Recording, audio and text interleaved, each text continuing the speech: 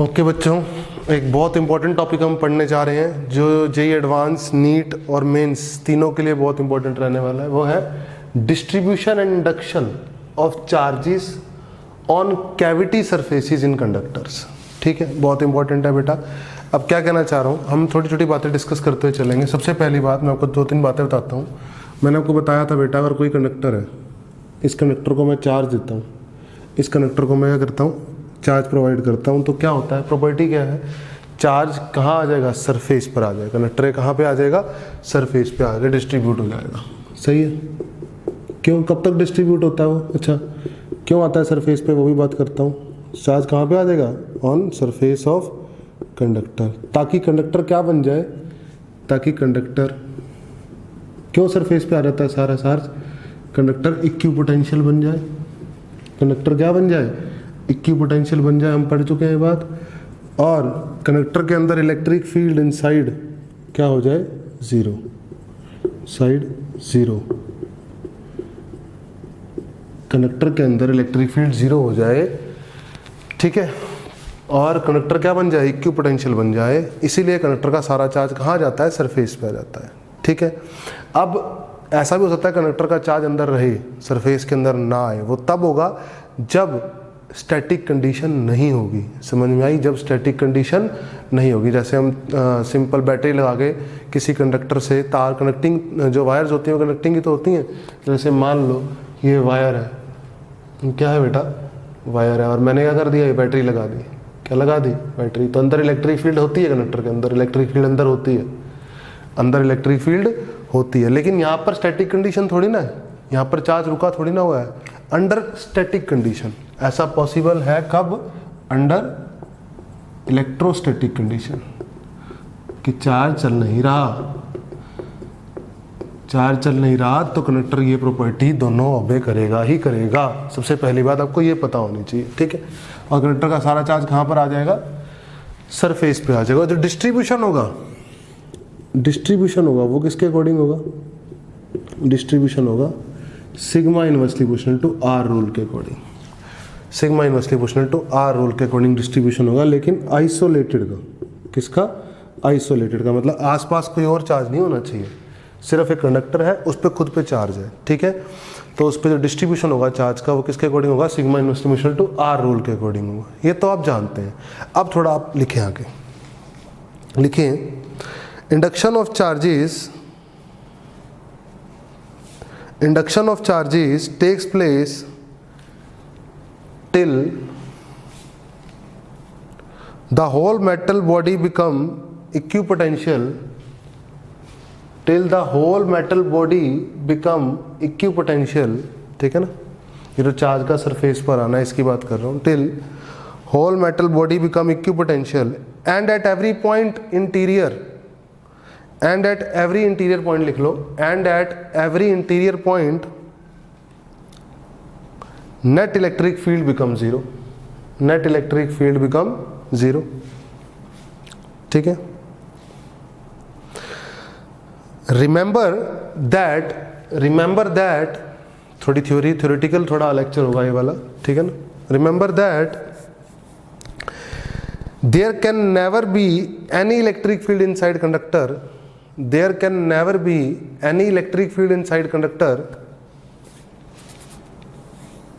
due to static charges, due to static charges।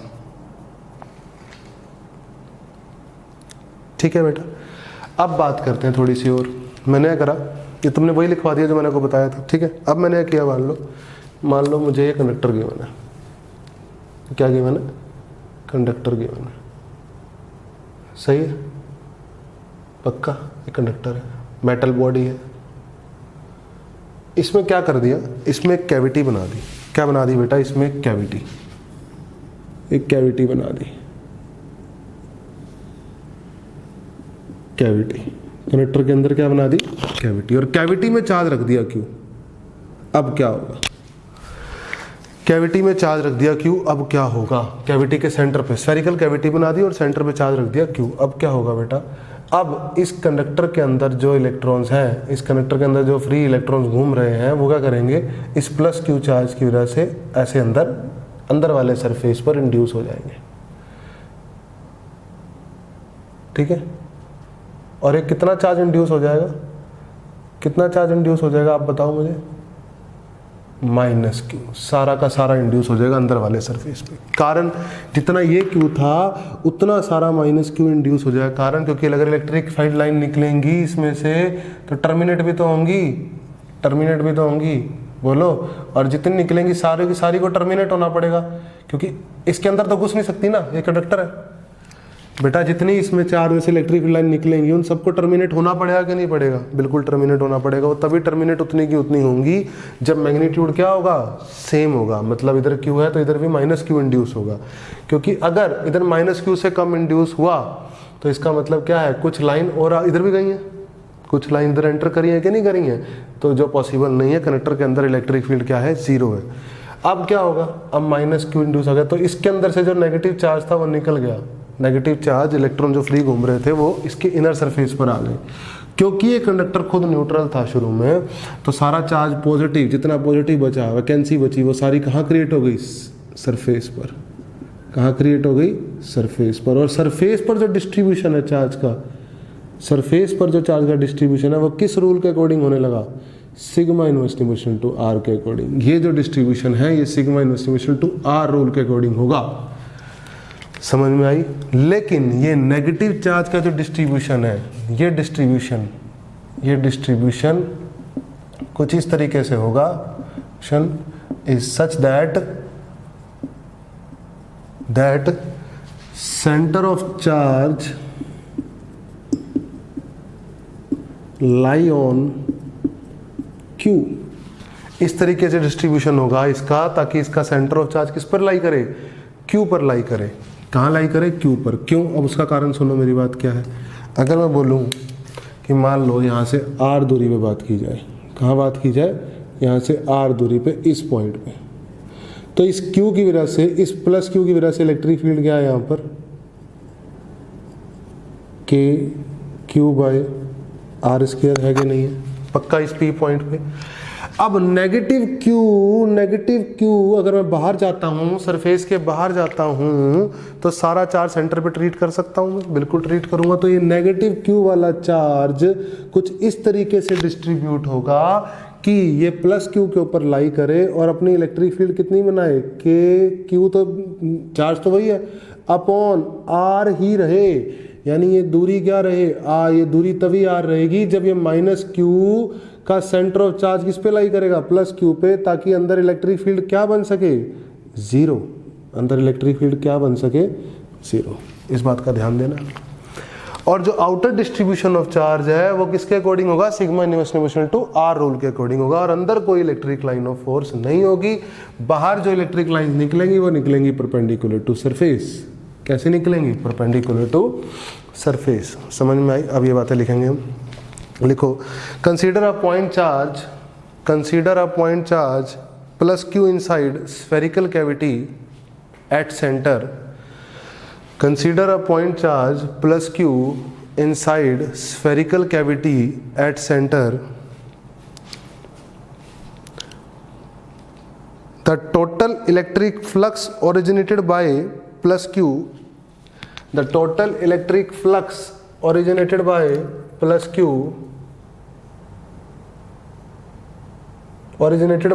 q is q by epsilon naught। is what, q by epsilon naught, सब जानते हैं। Due to this, charge at inner surface of cavity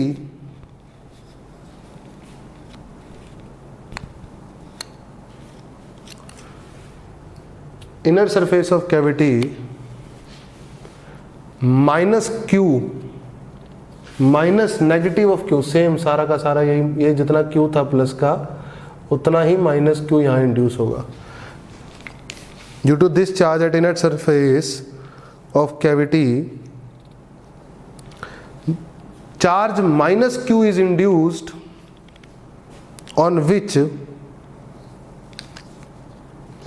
on which this electric flux will terminate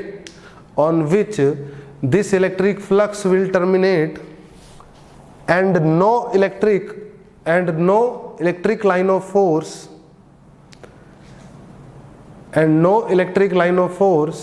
enters in a metal body.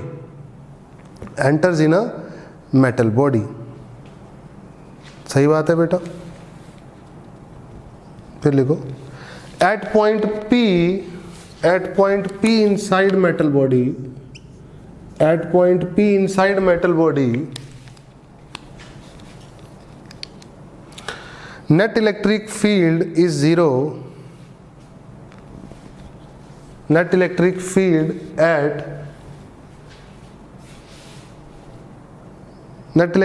is zero at point P inside metal body. Net electric field is zero. Thus electric field at P due to point charge plus Q, electric field at point P due to point charge plus Q is nullified by electric field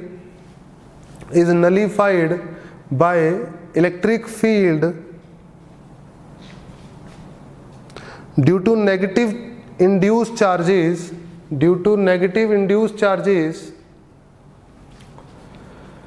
on inner surface of cavity,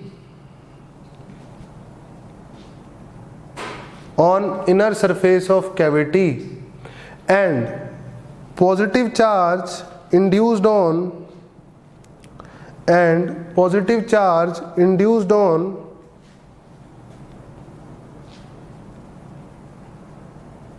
outer surface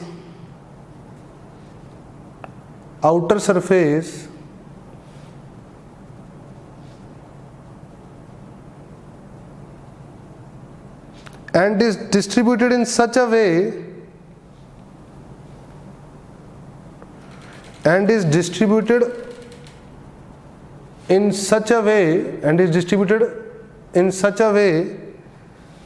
that it does not produce any electric field inside conductor. और वो कब होगा? Sigma equal to are rule से। Simple याद करो, sigma equal to are rule से अगर charge distribution होता है तो अंदर इलेक्ट्रिक फील्ड, कंडक्टर के अंदर इलेक्ट्रिक फील्ड क्या होती है? जीरो होती है। ठीक है,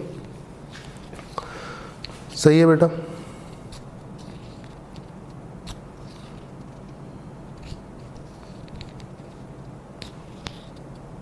आप कुछ पॉइंट्स बना के लिखेंगे, पहुँचते कुछ पॉइंट्स लिखो, इंपॉर्टेंट पॉइंट्स नाम से डालो, हेडिंग डालो, और फिर मैं उनको समझाता रहूँगा। ठीक है, to remember, important points to remember. ठीक है, नंबर 1 लिखो। Whenever a charge is placed inside a metal cavity, whenever a charge is placed inside a metal cavity, an equal and opposite charge is induced.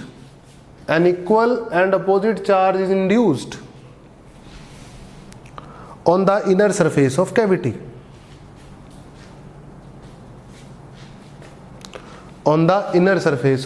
ये inner surface है ना cavity का, ये cavity है, cavity का surface है ये।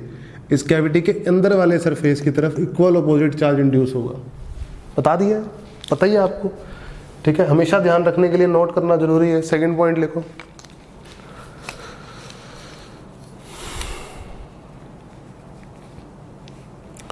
A similar charge is induced on the outer surface. जितना ये चार्ज आपने रखा था वही सारा का सारा चार्ज आउटर सरफेस पे इंड्यूस होगा। A similar charge is induced on outer surface of body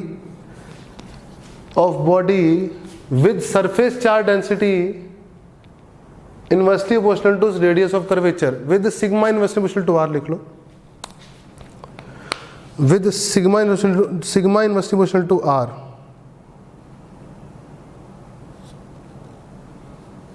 to have to have electric field inside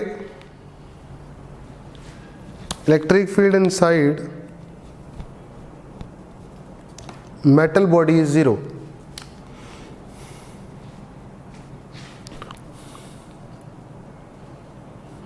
third point लिखो, ये दोनों पॉइंट आप पढ़ चुके थे, मैंने दोबारा लिखवा दिया आपको। थर्ड पॉइंट लिखो। अब मैं आपसे पूछूंगा ये पॉइंट कि ये पॉइंट ठीक है, गलत है या कैसे है, ठीक है? तो लिखो इसमें, whenever charge inside cavity is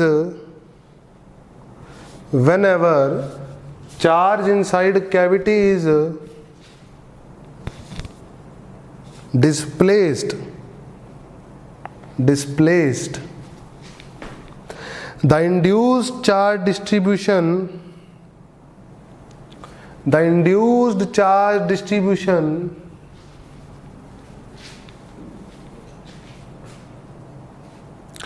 on inner surface of cavity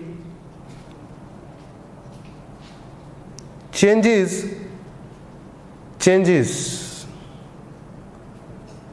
in such a way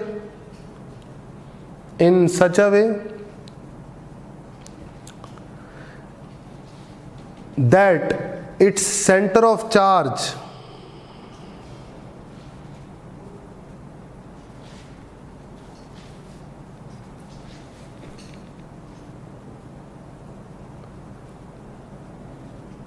lie on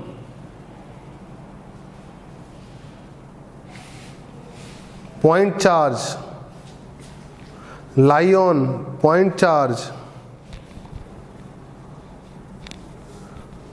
2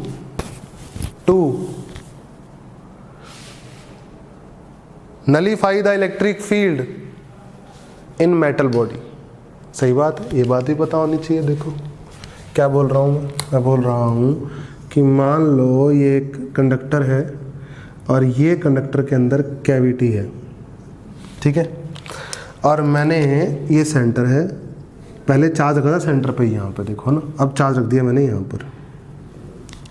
अब चार्ज मैंने सेंटर पे ना रख के यहाँ रखा, तो क्या होगा, ये है Q, तो इस पे इंड्यूस होगा इधर -Q और ये डिस्ट्रीब्यूशन बदलेगा। पहले क्या था, पहले यूनिफॉर्म डिस्ट्रीब्यूशन था क्योंकि रेडियस फिक्स था ना।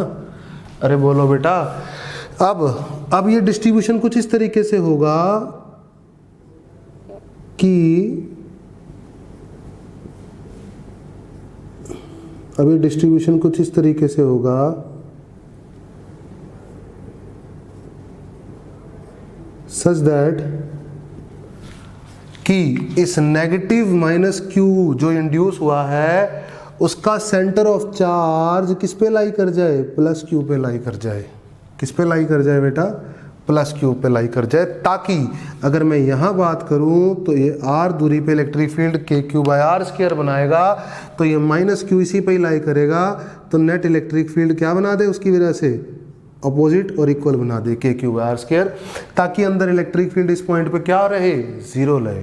क्या रहे, 0 रहे। अब एक बात बताओ, अंदर कैविटी के अंदर चार्ज डिस्प्लेस करने से डिस्ट्रीब्यूशन ऑफ चार्ज से फर्क पड़ता है कैविटी के इनर सरफेस वाले। क्या आउटर सरफेस से फर्क पड़ेगा, इस वाले चार्ज से फर्क पड़ेगा? बिल्कुल भी नहीं पड़ेगा। क्यों?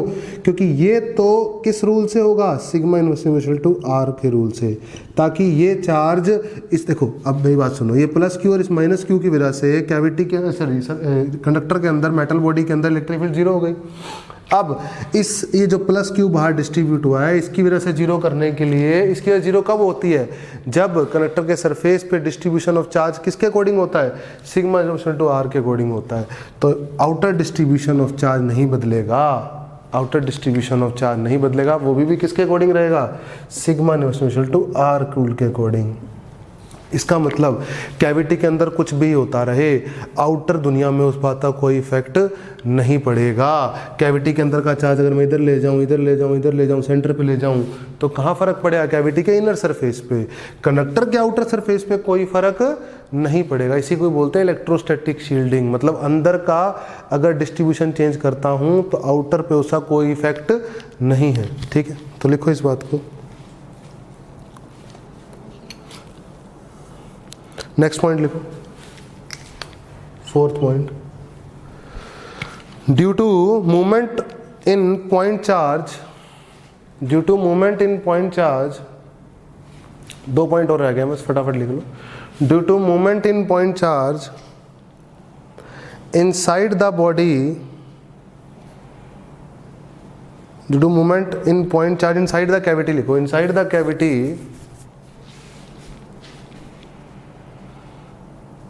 Due to movement in point charge inside the cavity, charge distribution on outer surface of conductor will not change. Charge distribution on outer surface of conductor will not change. सही है। अब आता है नेक्स्ट पॉइंट, लास्ट पॉइंट जिसको हम बोलते हैं। ठीक है, अब मैंने क्या किया बेटा, अब मैंने कैविटी के अंदर का चार्ज वहीं रखा जहां था, मतलब ध्यान से देखो। ठीक है, पहले चलो इसको समझते हैं थोड़ा सा, वो कैविटी पढ़ाने से पहले एक बात समझो।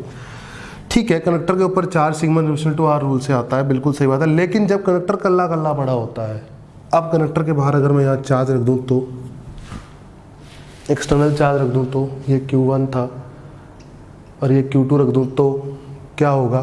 क्या अभी भी distribution sigma inverse to are rule के अकॉर्डिंग रहेगा? नहीं, अब distribution sigma inverse to are rule के अकॉर्डिंग नहीं रहेगा इस सरफेस के ऊपर। अब डिस्ट्रीब्यूशन कुछ इस तरीके से होगा कि इसकी वजह से अंदर इलेक्ट्रिक फील्ड जो आए वो नलीफाई हो जाए, डिस्ट्रीब्यूशन जो भी डिस्ट्रीब्यूशन होगा उसकी वजह से नेट इलेक्ट्रिक फील्ड जो अंदर बनेगी उससे। समझ आई? समझ में नहीं आई?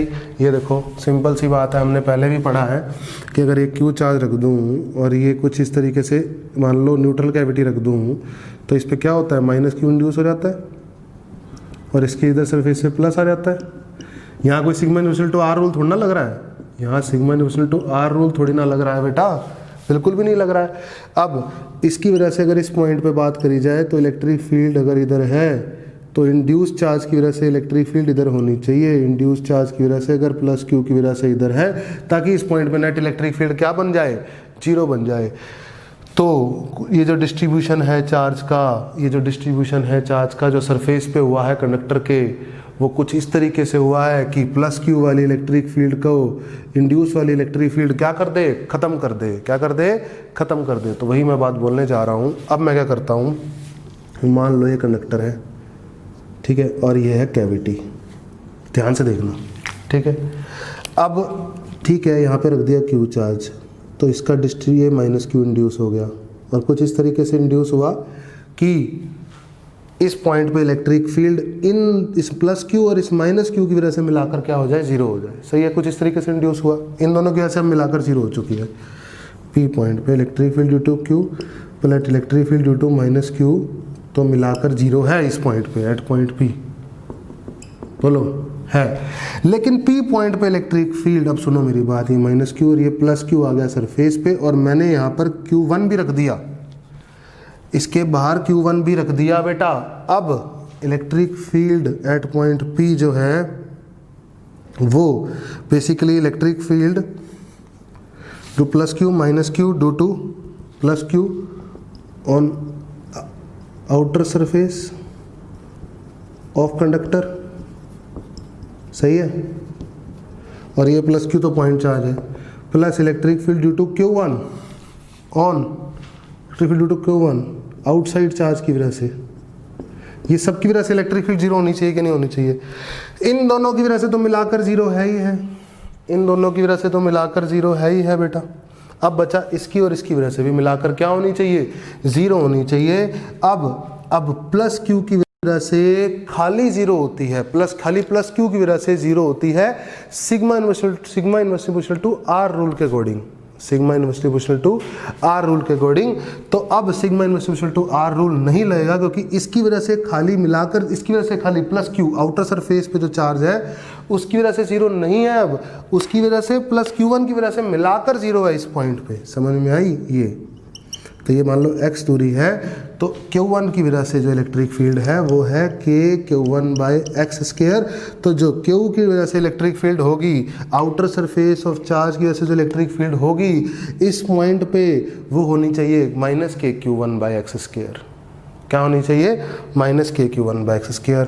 तो डिस्ट्रीब्यूशन ऑफ चार्ज अब बदल जाएगा, डिस्ट्रीब्यूशन ऑफ चार्ज अब बदल जाएगा। एक बात बताओ, क्या इनर सरफेस पे बदलेगा डिस्ट्रीब्यूशन इस Q के आने की वजह से कि यहाँ बदलेगा? बिल्कुल भी नहीं बदलेगा। क्यों?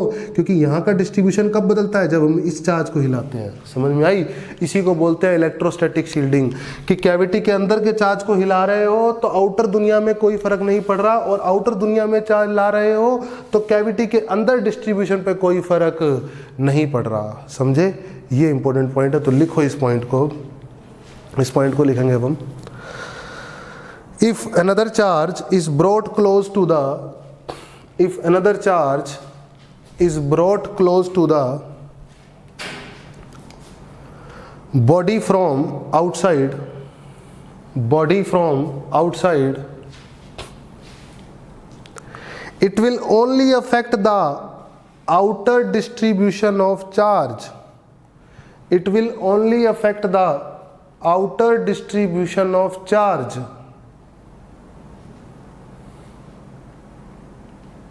It will only affect the outer distribution of charge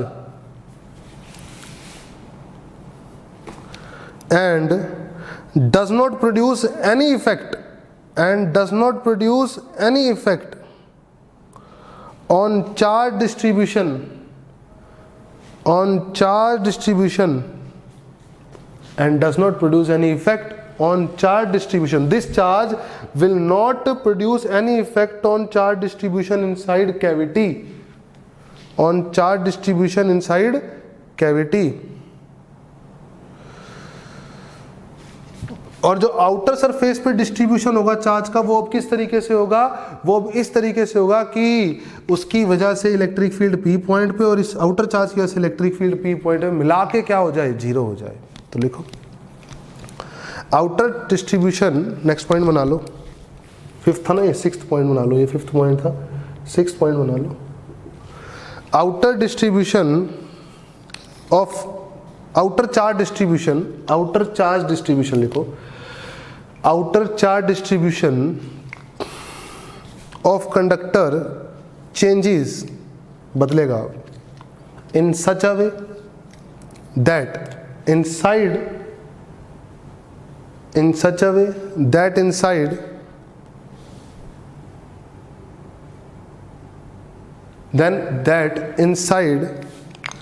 the body of conductor at every point, the body of conductor, that inside the body of conductor at every point, electric field due to external charge, electric field due to external charge, that is kQ1/x² is nullified, is nullified by the, is nullified by the electric field, is nullified by the electric field